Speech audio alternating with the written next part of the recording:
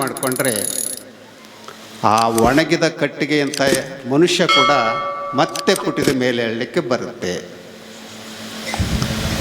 ಯಾವ ವ್ಯಕ್ತಿ ಬರಡು ಹಸುವಿನ ಹಾಗೆ ಇದ್ನೋ ಅವನು ಹಾಲು ಕರೆಯುವಂಥ ಹಸುವಿನ ಹಾಗೆ ಆಗ್ತಾನೆ. ಇದೆಲ್ಲ ಹೇಳಿರುವಂಥದ್ದು ಮನುಷ್ಯನಿಗೆ. ಮನುಷ್ಯ ಸಂಸ್ಕಾರದಿಂದ ವಿಕಾಸವಾಗ್ತಾ ಅವನು ತನ್ನಲ್ಲಿರುವಂಥ ಅವಗುಣಗಳನ್ನು ಕಳ್ಕೊಳ್ತಾ ಹೋದರೆ ಅಸಾಧ್ಯ ಅನ್ನುವಂಥದ್ದು ಯಾವುದೂ ಇಲ್ಲ, ಎಲ್ಲವೂ ಕೂಡ ಸಾಧ್ಯ ಆಗುತ್ತೆ.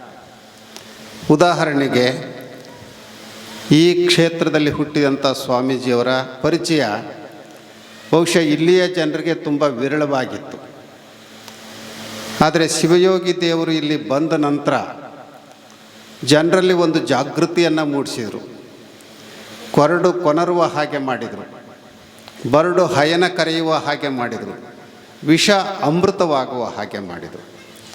ಹಾಗಾಗಿನೇ ಸುತ್ತಮುತ್ತ ಎಲ್ಲ ಹಳ್ಳಿಯ ಜನ ಇಷ್ಟೊಂದು ದೊಡ್ಡ ಪ್ರಮಾಣದಲ್ಲಿ ಇದು ನಮ್ಮದು ಅನ್ನುವಂಥ ಪ್ರೀತಿ ವಿಶ್ವಾಸವನ್ನೇ ಇಟ್ಕೊಂಡು ಬಂದಿದ್ದೀರಿ. ಒಬ್ಬ ಕಾವಿಧಾರಿ ಮಾಡಬೇಕಾಗಿತ್ತು ಜನರಿಗೆ ವಿಚಾರದ ಜ್ಯೋತಿಯನ್ನು ಬೆಳಗಿಸುವಂಥದ್ದು, ಅವರಲ್ಲಿರುವಂಥ ಮೌಢ್ಯ ಅಜ್ಞಾನ ಕಳೆದು ಅವರಲ್ಲಿ ಜಂಗಮತ್ವವನ್ನು ಸ್ಥಾಪನೆ ಮಾಡುವಂಥದ್ದು. ನೀವು ಎರಡು ಪದಗಳನ್ನು ಮತ್ತೆ ಮತ್ತೆ ಕೇಳಿರ್ತೀರಿ, ಸ್ಥಾವರ ಮತ್ತು ಜಂಗಮ ಅಂತ. ಸ್ಥಾವರ ಅಂದರೆ ಚಲನೆ ಇಲ್ಲದೇ ಇರುವಂಥದ್ದು, ಜೀವ ಇಲ್ಲದೇ ಇರುವಂಥದ್ದು, ಚೈತನ್ಯ ಇಲ್ಲದೇ ಇರುವಂಥದ್ದು. ಈ ಗುಡಿಯಲ್ಲಿ ನೀವು ನೋಡ್ತೀರಿ ಮೂರ್ತಿಯನ್ನು, ಯಾವುದೇ ಗುಡಿಯಲ್ಲಿ ಅದಕ್ಕೆ ಚಲನೆ ಇಲ್ಲ, ಅದು ಯಾವುದೇ ವರವನ್ನು ಕೊಡೋಲ್ಲ, ಶಾಪವನ್ನು ನೀಡೋಲ್ಲ. ಅದನ್ನು ಸ್ಥಾವರ ಅಂತ ಕರೀತಾರೆ. ಆದರೆ ಮನುಷ್ಯ ನಾವಿದ್ದೇವಲ್ಲ, ನಾವೆಲ್ಲರಿಗೂ ಕೂಡ ಒಂದು ಚೈತನ್ಯ ಇದೆ. ನಾವು ಓಡಾಡ್ತೀವಿ, ಮಾತನಾಡ್ತೀವಿ, ಒಳ್ಳೆಯ ವಿಚಾರಗಳನ್ನು ಹೇಳ್ತೀವಿ, ಕೇಳ್ತೀವಿ. ಹೀಗೆ ಮನುಷ್ಯ ಸ್ಥಾವರ ಆಗದೆ ಜಂಗಮ ಆಗಬೇಕು. ನಿಂತ ನೀರೇನಾಗುತ್ತೆ, ಅದು ಅಲ್ಲೇ ಕೊಳೆತು ಮಲೆತು ಅನೇಕ ಕ್ರಿಮಿಕೀಟಗಳಲ್ಲಿ ಹುಟ್ಟುಕೊಂಡು ಮನುಷ್ಯನ ಅನಾರೋಗ್ಯಕ್ಕೆ ಕಾರಣ ಆಗುತ್ತೆ. ಹಾಗಾಗಿ ನೀರು ನಿಲ್ಲದ ಹಾಗೆ ಹೇಗೆ ನೋಡ್ಕೊಳ್ಬೇಕು, ಹಾಗೆ ಮನುಷ್ಯ ಕೂಡ ಎಂದೂ ಸ್ಥಾವರ ಆಗಬಾರ್ದು. ಅವನು ನಿರಂತರ ಜಂಗಮ ಸ್ವರೂಪವನ್ನು ಮೈಗೂಡಿಸ್ಕೊಂಡ್ರೆ ಅವನ ಬದುಕಿನಲ್ಲಿರುವಂಥ ಎಲ್ಲ ಅವಗುಣಗಳನ್ನು ಕಳ್ಕೊಂಡು ಅವನೇ ದೇವರಾಗಲಿಕ್ಕೆ ಸಾಧ್ಯ ಇದೆ. ಅದಕ್ಕಾಗಿನ ಅಲ್ಲಮ ಪ್ರಭುದೇವರು ಹೇಳ್ತಾರೆ, ನಾ ದೇವನಲ್ಲದೆ ನೀ ದೇವನೇ, ನೀ ದೇವನಾದರೆ ಎನ್ನನೇಕೆ ಸಲಹೆ ಅಂತ ಕೇಳ್ತಾರೆ. ಯಾರಪ್ಪ ದೇವರು? ನಾನೇ ದೇವರು, ನೀನಲ್ಲ ಅಂತ ಗುಡಿಯಲ್ಲಿರುವಂಥ ಒಂದು ಶಿಲೆಗೆ, ಪ್ರತಿಮೆಗೆ ಅಲ್ಲಮ ಪ್ರಭುದೇವರು ಹೇಳ್ತಾರೆ. ಒಂದು ವೇಳೆ ನೀನೇ ದೇವರಾಗಿದ್ದರೆ ನನಗೆ ಹಸ್ತಾಗ ಒಂದು ತುತ್ತು ಅನ್ನ ಕೊಡಬೇಕಾಗಿತ್ತು, ಬಾಯಾರಿಕೆ ಆದಾಗ ಒಂದು ಚರಿಗೆ ನೀರು ಕೊಡಬೇಕಾಗಿತ್ತು. ಅದನ್ನು ನೀನು ಕೊಡೋಕ್ಕಾಗಿಲ್ಲ. ಆದರೆ ನಾನು ನಿನಗೆ ಬೇಕಾದ್ರೆ ಕೊಡ್ತೇನೆ, ಬಂದು ನಿನಗೆ ಅಭಿಷೇಕ ಮಾಡ್ತೇನೆ, ಎಡೆ ಹಿಡಿತೇನೆ. ಆದ್ದರಿಂದ ದೇವ್ರು ನಾನೇ ಹೊರತಾಗಿ ನೀನಲ್ಲ ಅನ್ನುವಂಥ ಎಚ್ಚರಿಕೆಯನ್ನು ಕೊಡೋದ್ರ ಮೂಲಕ ಮನುಷ್ಯ ದೇವರಾಗಬೇಕು ಅಂತ ಹೇಳಿದರು. ಯಾವಾಗ ಮನುಷ್ಯ ದೇವರಾಗ್ತಾನೋ ಅವನಲ್ಲಿರುವಂಥ ಅವಗುಣಗಳು ಒಂದೊಂದೇ ಕಳ್ಕೊಳ್ತಾ ಹೋಗ್ತಾವೆ. ಕಾಮ, ಕ್ರೋಧ, ಲೋಭ, ಮೋಹ, ಮದ, ಮತ್ಸರಗಳಿಂದ ಆ ವ್ಯಕ್ತಿ ದೂರ ಆಗ್ತಾನೆ.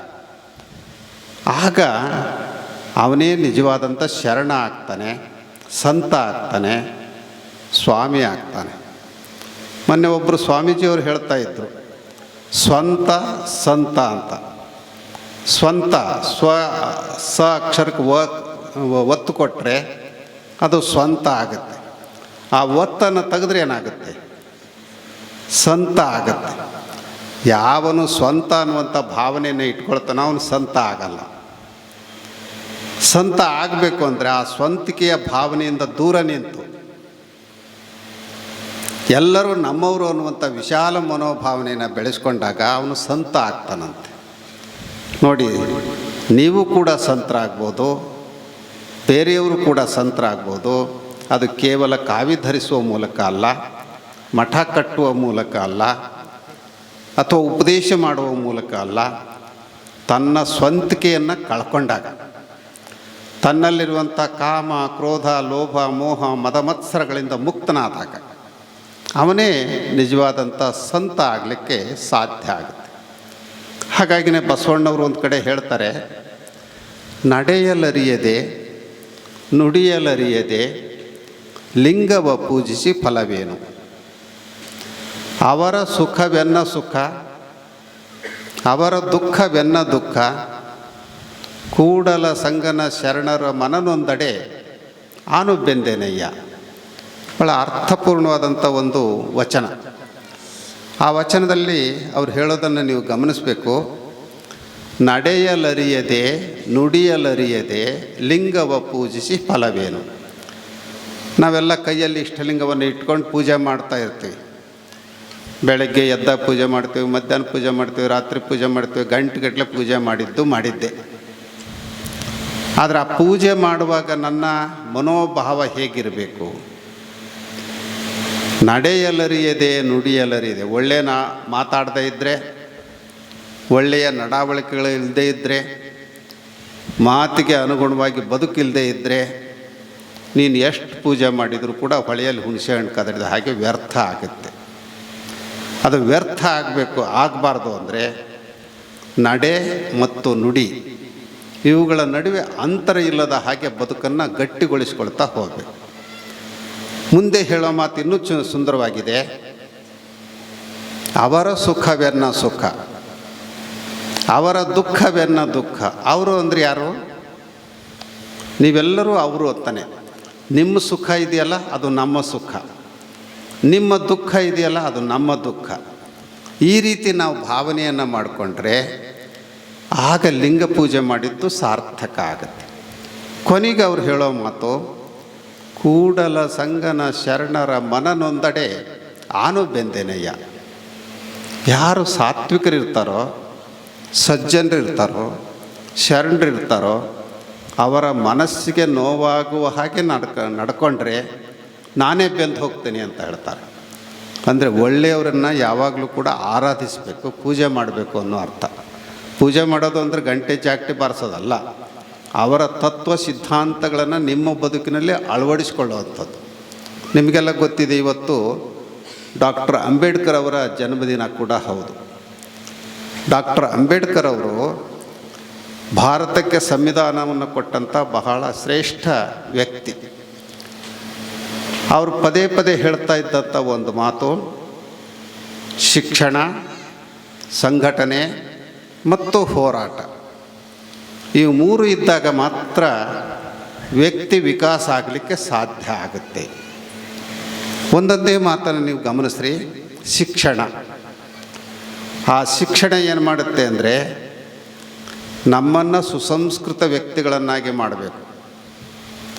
ನಮ್ಮ ಭಾವನೆಗಳು ಸದ್ಭಾವನೆಗಳು ಆಗೋ ಹಾಗೆ ನೋಡಬೇಕು. ನಮ್ಮಲ್ಲಿರುವಂಥ ಕೀಳುತನಗಳನ್ನು ಕಿತ್ತು ಹಾಕಬೇಕು. ಮತ್ತೆ ಮತ್ತೆ ಹೊಸ ಹೊಸ ಗ್ರಂಥಗಳನ್ನು ಓದಬೇಕು. ಈಗ ಇಲ್ಲಿ ಈ ಲೈಬ್ರರಿಯನ್ನು ಆರಂಭದ ದಿನದಲ್ಲೇ ಮಾಡಿದರು. ಬಹುಶಃ ಅನೇಕರಿಗೆ ನಿಮಗೆ ಈ ಲೈಬ್ರರಿ ಅಂದರೆ ಗೊತ್ತಿಲ್ಲ. ದೊಡ್ಡ ಗ್ರಂಥಾಲಯಗಳಲ್ಲಿ ಹೋಗಿ ಓದೋವಂಥವ್ರು ಇವತ್ತು ತುಂಬ ಕಡಿಮೆ. ಈ ಮೊಬೈಲ್ ಇದೆಯಲ್ಲ, ಈ ಮೊಬೈಲ್ನಲ್ಲಿ ಅಂಥ ದೊಡ್ಡ ಗ್ರಂಥಾಲಯದಲ್ಲಿ ಇಲ್ಲದೇ ಇರುವಂಥ ಪುಸ್ತಕಗಳು ಇದರಲ್ಲಿರ್ತಾವೆ. ನಿಮಗೆ ಯಾವುದಾದ್ರೂ ಒಂದು ಪುಸ್ತಕ ಬೇಕು ಅಂತಂದರೆ ತಕ್ಷಣ ಒಂದು ಬಟನ್ ಒತ್ತಿದರೆ ಆ ಪುಸ್ತಕ ನಿಮ್ಮ ಕಣ್ಣೆದುರಿ ತೆರ್ಕೊಳ್ಳುತ್ತೆ. ಗ್ರಂಥಾಲಯದಲ್ಲಿ ಹೋಗಿ ನೀವು ಆ ಪುಸ್ತಕ ಹುಡುಕೋಕ್ಕೆ ಗಂಟೆಗಟ್ಟಲೆ ಬೇಕಾಗತ್ತೆ. ಈಗ ಉದಾಹರಣೆಗೆ ಶರಣರ ಸುಮಾರು 22,000 ವಚನಗಳನ್ನು ಆನ್ಲೈನ್ಗೆ ಬಿಟ್ಟಿದ್ದಾರೆ. ನಮ್ಮ ಡಾಕ್ಟರ್ ತರಳಬಾಳು ಜಗದ್ಗುರುಗಳವರು ಕೂಡ ವಚನಗಳನ್ನು ಇಂಟರ್ನೆಟ್ಗೆ ಅಳವಡಿಸಿದ್ದಾರೆ. ಹಾಗೆಯೇ ವಚನ ಸಂಚಯ ಅನ್ನೋಂಥ ಒಂದು .com ಇದೆ. ಈಗ ಯಾವುದೋ ಒಂದು ವಚನದ ಪದ ನಿಮಗೆ ನೆನಪಿದೆ, ಆದರೆ ಇಡೀ ವಚನ ಗೊತ್ತಿಲ್ಲ. ತಕ್ಷಣ ನೀವು ಅದನ್ನು ಓಪನ್ ಮಾಡ್ಕೊಂಡು ಕಳಬೇಡ ಅಂತ ಹೊಡೆದ್ರೆ ಆ ಕಳಬೇಡ, ಕೊಲಬೇಡ ಯಾವ್ಯಾವ ವಚನದಲ್ಲಿ ಬರುತ್ತೋ ಅದೆಲ್ಲವೂ ನಿಮ್ಮ ಕಣ್ಣು ಮುಂದೆ ತೆರ್ಕೊಂಡ್ಬಿಡುತ್ತೆ. ಅದೇ ನೀವು ಗ್ರಂಥಾಲಯಕ್ಕೆ ಹೋಗಿ ಓದೋದಾದರೆ ಅಷ್ಟು ಸುಲಭ ಆಗಲ್ಲ. ಹಾಗಾಗಿ ಇಂಥ ಪುಟ್ಟ ಹಳ್ಳಿಯಲ್ಲಿ ಈ ಲೈಬ್ರರಿ ಮಾಡಿದ್ದಾರೆ ಅಂತಂದರೆ ಬಹುಶಃ ಅದು ನಿಮ್ಮೆಲ್ಲರ ಭಾಗ್ಯ ಅಂತ ನಾವು ಭಾವಿಸ್ಕೊಳ್ತೇವೆ. ಯಾಕೆಂದ್ರೆ ನಾವೇ ಸಾಣೆಹಳ್ಳಿಯಲ್ಲಿ ಇನ್ನೂ ಈ ಲೈಬ್ರರಿ ಮಾಡಿಲ್ಲ. ಆದರೆ ಇಲ್ಲಿ ಈ ಲೈಬ್ರರಿ ಮಾಡಿದಿರಿ, ಅದರ ಪ್ರಯೋಜನವನ್ನು ನೀವು ಪಡ್ಕೊಳ್ಬೇಕು. ಆ ಪ್ರಯೋಜನವನ್ನು ಪಡ್ಕೊಂಡ್ರೆ ಅಂಬೇಡ್ಕರ್ ಹೇಳಿದಂಥ ಶಿಕ್ಷಣದ ಅನ್ನೋದಿದೆಯಲ್ಲ ಅದು ಸಾರ್ಥಕ ಆಗುತ್ತೆ. ಎರಡನೇದು ಹೋರಾಟ ಅಂತ ಅವ್ರು ಹೇಳ್ತಾರೆ. ಮನುಷ್ಯ ಒಳ್ಳೆಯದಕ್ಕಾಗಿ ಹೋರಾಟ ಮಾಡ್ತಾ ಹೋಗಬೇಕು, ಸಂಘಟನೆಗಾಗಿ ಹೋರಾಟ ಮಾಡ್ತಾ ಇರಬೇಕು. ಎಲ್ಲಾದರೂ ಅಲ್ವಾದಂಥ ಕ್ರಿಯೆಗಳು ನಡೀತವು ಅಂತಂದರೆ ಅದನ್ನು ವಿರೋಧಿಸಲಿಕ್ಕಾಗಿ ಸಂಘಟನೆ ಬೇಕು. ಆ ಸಂಘಟನೆ ಇದ್ದಾಗ ಶಕ್ತಿ ಬರುತ್ತೆ. ನಾವೆಲ್ಲರೂ ಒಂದು ಅನ್ನುವಂಥ ಭಾವನೆಯನ್ನು ಬೆಳೆಸ್ಕೊಳ್ಳಿಕ್ಕೆ ಸಾಧ್ಯ ಆಗುತ್ತೆ. ಮುಂದೆ ಅವ್ರು ಹೇಳುವಂಥದ್ದು ಹೋರಾಟ. ನಮ್ಮ ಬೇಕು ಬಯಕೆಗಳನ್ನು ಈಡೇರಿಸ್ಕೊಳ್ಬೇಕು ಅಂತಂದರೆ ಹೋರಾಟ ಮಾಡಬೇಕಾಗುತ್ತೆ. ಮನೆಯಲ್ಲಿರುವಂಥ ಒಬ್ಬ ತಾಯಿ ಮಗು ಅಳದೇ ಇದ್ದರೆ ಎದೆ ಹಾಲು ಕೊಡಲ್ಲ. ಆ ಮಗು ಅತ್ತಾಗ ಮಾತ್ರ ಎದೆ ಹಾಲನ್ನು ಕೊಡ್ತಾಳೆ, ಊಟಕ್ಕೆ ನೀಡ್ತಾಳೆ. ಹಾಗೆ ನಾವು ನಮಗೆ ಏನು ಬೇಕು ಅಂತ ಹೇಳಿ ಸ್ವಾಮಿಗಳನ್ನ ಕೇಳಬೇಕು, ಸರ್ಕಾರವನ್ನು ಕೇಳಬೇಕು. ಕೇಳೋದನ್ನು ಬಿಟ್ಬಿಟ್ವಿ ಅಂತಂದರೆ ನಾವು ಮತ್ತು ಇಲ್ಲೇ ಇರ್ತೀವಿ, ಅವ್ರು ಅಲ್ಲಿರ್ತಾರೆ. ಹಾಗಾಗಿ ಅಂಬೇಡ್ಕರ್ ಅವರು ಹೇಳಿದ್ದು ಶಿಕ್ಷಣ, ಸಂಘಟನೆ ಮತ್ತು ಹೋರಾಟ. ಅವರು ಮತ್ತೊಂದು ಬಹಳ ಉತ್ತಮವಾದಂಥ ಮಾತನ್ನು ಹೇಳಿದ್ದಾರೆ. ಇವತ್ತು ನಮ್ಮ ಜನ ದೇವಾಲಯಕ್ಕೆ ಸಾಲಿಡ್ತಾ ಇದ್ದಾರೆ. ದೇವಾಲಯಕ್ಕೆ ಸಾಲಿಡುವಂಥ ಜನ ಗ್ರಂಥಾಲಯಕ್ಕೆ ಸಾಲಿಡುವಂತೆ ಆಗಬೇಕು ಅಂತ ಹೇಳ್ತಾರೆ. ಅಂದರೆ ನೀವು ಈಗ ಅರ್ಥ ಚಪ್ಪಾಳೆ ತಟ್ಟಿದ ಸಾಲದು. ನಾವು ನಿಮಗೆ ಹೇಳೋದು, ನಾಳೆಯಿಂದಲೇ ನೀವು ಈ ಕ್ಷಣದಿಂದಲೇ ಯೋಚನೆ ಮಾಡಬೇಕು. ಇನ್ನು ಮುಂದೆ ದೇವಾಲಯಕ್ಕಾಗಿ ನಾವು ಸಾಲಿಡೋದು ಬೇಡ. ದೇವರು ಇಲ್ಲೇ ಅದಾನೆ. ತನ್ನ ಬಿಟ್ಟು ದೇವರಿಲ್ಲ, ಮಣ್ಣ ಬಿಟ್ಟು ಮಡಿಕೆ ಇಲ್ಲ. ಮಣ್ಣಿಗೆ ಸಂಸ್ಕಾರವನ್ನು ಕೊಟ್ಟಾಗ ಅದು ಮಡಿಕೆ ಆಗುತ್ತೆ. ಮಾನವನಿಗೆ ಸಂಸ್ಕಾರ ಬಂದರೆ ಅವನೇ ದೇವರಾಗ್ತಾನೆ. ಆ ಹಿನ್ನೆಲೆಯಲ್ಲಿ ಅಂಬೇಡ್ಕರ್ ಹೇಳಿದ್ದು ದೇವಸ್ಥಾನದ ಮುಂದೆ ಸಾಲಿಡೋದ್ರ ಬದಲಾಗಿ ಗ್ರಂಥಾಲಯದ ಮುಂದೆ ಸಾಲಿಡುವಂತೆ ಆಗಬೇಕು. ಆ ಗ್ರಂಥಾಲಯದಲ್ಲಿರುವಂಥ ಗ್ರಂಥಗಳನ್ನು ಓದ್ತಾ ಇದ್ದರೆ ನಮ್ಮ ಜ್ಞಾನ ವಿಕಾಸ ಆಗುತ್ತೆ, ಅಜ್ಞಾನ ಕಳೆದು ಹೋಗುತ್ತೆ. ಆಗ ನಾವು ಏನು ಬೇಕಾದರೂ ಸಾಧನೆ ಮಾಡಲಿಕ್ಕೆ ಸಾಧ್ಯ ಆಗುತ್ತೆ ಅನ್ನುವಂಥ ಭಾವನೆಯನ್ನು ಅವರು ವ್ಯಕ್ತಪಡಿಸಿದರು. ಆದರೆ ಯಾರು ಏನು ಹೇಳಿದರೂ ಕೂಡ ನಮ್ಮ ಜನರಿಗೆ ಒಂದು ರೀತಿ ದಡ್ಡು ಬಿದ್ದಂಗೆ ಹೇಳೋದು ಹೇಳ್ತಾರೆ, ನಾವು ಮಾಡೋದು ಮಾಡಿಬಿಡೋಣ ಬಿಡುವಂಥ. ಈಗ ಸ್ವಾಮೀಜಿಯವರು ಎಲ್ಲ ಹಳ್ಳಿಗಳಿಗೆ ಹೋಗಿ ಸುಮಾರು 15,000 ಜನರಿಗೆ ರುದ್ರಾಕ್ಷಿ ಮತ್ತು ವಿಭೂತಿಯನ್ನು ಕೊಟ್ಟು ಬಂದ್ವಿ, ಧರಿಸಿದ್ವಿ ಅಂತ ಹೇಳಿದರು. ಆದರೆ ನಾವು ನಿಮಗೆ ಹೇಳುವಂಥದ್ದು, ಆ ವಿಭೂತಿ ರುದ್ರಾಕ್ಷಿ ಎಂದೂ ಕೂಡ ನಿಮ್ಮ ದೇಹದಿಂದ ಆಗಲಬಾರದು. ಯಾಕೆ ಅಂತಂದರೆ ಅವುಗಳಿಗೆ ವಿಶೇಷವಾದಂಥ ತತ್ವ ಇದೆ. ಅವುಗಳಲ್ಲಿ ವಿಭೂತಿಯನ್ನೇ ತೆಗೆದುಕೊಂಡ್ರೆ ವಿಭೂತಿಯನ್ನು ಜ್ಞಾನದ ಸಂಕೇತ ಅಂತ ಕರೀತಾರೆ, ವಿಭೂತಿಯನ್ನು ಸಂಪತ್ತು ಅಂತ ಕರೀತಾರೆ. ಒಂದು ಸಾಂಕೇತಿಕ ಕಥೆ ಇದೆ. ಒಬ್ಬ ವ್ಯಕ್ತಿ ಪ್ರತಿನಿತ್ಯ ಯಾರಾದರೂ ವಿಭೂತಿ ಹಚ್ಚಿದವರು ಮುಖ ನೋಡೋಕ್ಕೇ ಊಟ ಮಾಡೋ ಅಂಥದ್ದು. ಅವನು ಇದೊಂದು ನಿತ್ಯ ಕಾಯಕ ಮಾಡ್ಕೊಂಡಿರ್ತಾನೆ. ಒಂದು ದಿವಸ ವಿಭೂತಿ ಹಚ್ಚಿದರೆ ಒಬ್ಬರೂ ಸಿಗೋದೇ ಇಲ್ಲ ಅವನಿಗೆ. ಊರೊಳಗಡೆ ಸುತ್ತಾನೆ, ಊರು ಹೊರಗಡೆ ಬರ್ತಾನೆ, ಎಲ್ಲೂ ಇಲ್ಲ. ಆಗಲೇ 3 ಗಂಟೆ ಆಗಿದೆ, ಹೊಟ್ಟೆ ಹಸಿವಾಗ್ತಾಯಿದೆ. ಏನಪ್ಪ ಶಿವನೇ, ಇವತ್ತು ಎಂಥ ಸಂಕಷ್ಟಗಳನ್ನು ತಂದಿಟ್ಬಿಟ್ಟೆ, ಒಬ್ಬರು ಕಾಣ್ತಾ ಇಲ್ವಲ್ಲ. ಕೊನೆಗೊಂದಿಷ್ಟು ಹೊರಗೆ ಬರ್ತಾನೆ ರಸ್ತೆ ಬಿಟ್ಟು. ಅಲ್ಲೊಂದು ಹೊಲದಲ್ಲಿ ಒಂದು 3-4 ಜನ ಹಾರಿ ಸಲಿಕೆ ಗುದ್ಲಿ ತಗೊಂಡು ತೋಡ್ತಾ ಇದ್ದಾರೆ. ಅವರಲ್ಲಿ ಒಬ್ಬ ವಿಭೂತಿ ಹಚ್ಚಿದ್ದು ಗೊತ್ತಾಯಿತು. ಅವನ ಹಣೆ ಮೇಲೆ ವಿಭೂತಿ ರಾರಾಜಿಸ್ತಾ ಇತ್ತು. ನೋಡಿದ ತಕ್ಷಣ ಇವನಿಗೆ ಖುಷಿ ಆಯಿತು. ನೋಡಿದೆ ಅಂತ. ಅವರು ಜಾಗೃತರಾಗಿ ಯಾರಿಗೂ ಹೇಳಬೇಡ ಅಂತ ಇವನ್ನ ಹಿಡ್ಕೊಂಡು ಓಡಿ ಬರ್ತಾ ಇದ್ದಾರೆ. ಅವನಿಗೆ ಆಶ್ಚರ್ಯ, ಯಾರಿಗೂ ಹೇಳಬೇಡ ಅಂತ ಯಾಕೆ ಹೇಳ್ತಾರೆ? ಅವ್ರ ಹತ್ರ ಬಂದರು, ಯಾರಿಗೂ ಹೇಳಬೇಡಪ್ಪ, ಅದ್ರಾಗ ನಿನಗೆ ಅರ್ಥ ಕೊಡ್ತೇವೆ ಅಂದರು. ಇವನಿಗೆ ಅರ್ಥ ಆಗಲಿಲ್ಲ ಏನು ಅಂತ. ಆಮೇಲೆ ಗೊತ್ತಾಗಿದ್ದೇನು ಅಂದರೆ ಅಲ್ಲಿ ಹೂತಿಟ್ಟಂಥ ನಿಧಿ ಇತ್ತು. ಹಿಂದೆಲ್ಲ ನಮ್ಮ ಜನ ಮನೆಯಲ್ಲಿರುವಂಥ ಸಂಪತ್ತನ್ನು ಮಡಿಕೆಯಲ್ಲಿ ಹಾಕಿ ನೆಲದಲ್ಲಿ ಹೂತಿಡ್ತಿದ್ರು, ಯಾರಿಗೂ ಗೊತ್ತಾಗಬಾರ್ದು ಅಂತ. ಅವಾಗ ಬ್ಯಾಂಕ್ ಸಿಸ್ಟಮ್ ಇರಲಿಲ್ಲ. ಹಾಗೆ ಆ ಹೂತಿಟ್ಟ ಹಣವನ್ನು ಇವರು ಬಗಿತಾ ಇದ್ದಾರೆ. ಅದನ್ನು ನೀವು ನೋಡಿದಾನೆ ಹೋಗಿ ಪೊಲೀಸರಿಗೆ ಕೇಸ್ ಕೊಟ್ಬಿಟ್ರೆ ಹೆಂಗೆ? ಆದ್ದರಿಂದ ಸಮಾನವಾಗಿ ಹಂಚ್ಕೊಳ್ಳೋಣಪ್ಪ, ಯಾರಿಗೂ ಹೇಳಬೇಡ. ಇದು ಒಂದು ಸಾಂಕೇತಿಕ ಕಥೆ. ಇಲ್ಲಿ ನೀವು ಗಮನಿಸಬೇಕಾಗಿರುವಂಥದ್ದು, ಬರೀ ವಿಭೂತಿ ಹಚ್ಚಿದ್ರ ಮುಖ ನೋಡೋದ್ರಿಂದನೇ ಅವನಿಗೆ ಅಷ್ಟೊಂದು ಸಂಪತ್ತು ಸಿಗುತ್ತೋ ಅಂದರೆ ನಾವೇ ವಿಭೂತಿ ಹಚ್ಚಿದರೆ? ಹಾಗಾಗಿ ಆ ವಿಭೂತಿ ಅನ್ನುವಂಥದ್ದು ಒಂದು ಸಂಪತ್ತು. ಆ ಸಂಪತ್ತು ಸದಾ ನಮ್ಮ ಹಣೆ ಮೇಲೆ ಇರಬೇಕು. ವಿಭೂತಿ ಹಚ್ಚಿದವರ ಹಣೆ ನೋಡಿದರೆ, ಈಗ ಇಲ್ಲಿ ಮಗು ಒಂದು ಹಗಲಲ್ಲಿ ನಮ್ಮ ಕಡೆ ತಿರಿ ನೋಡುತ್ತೆ, ಆ ಮಗು ವಿಭೂತಿ ಹಚ್ಚಿದೆ, ಭಾಳ ಚೆನ್ನಾಗಿ ಸುಂದರವಾಗಿ ಕಾಣ್ತೀಯಮ್ಮ. ಎಲ್ಲರೂ ಹಚ್ಚಿದ್ದಾರೆ ಹೆಂಗೆ ಗೊತ್ತಿಲ್ಲ, 3 ಜನನೂ ಹಚ್ಚಿದ್ರು. ಸರಿ, 3 ಜನನೂ ಹಚ್ಚಿದ್ರಿ, ಭಾಳ ಸಂತೋಷ. ನೋಡಿ, ಆ 3 ಜನ ವಿಭೂತಿ ಹಚ್ಚಿರೋ ಮುಖ ನೀವು ನೋಡ್ರಿ.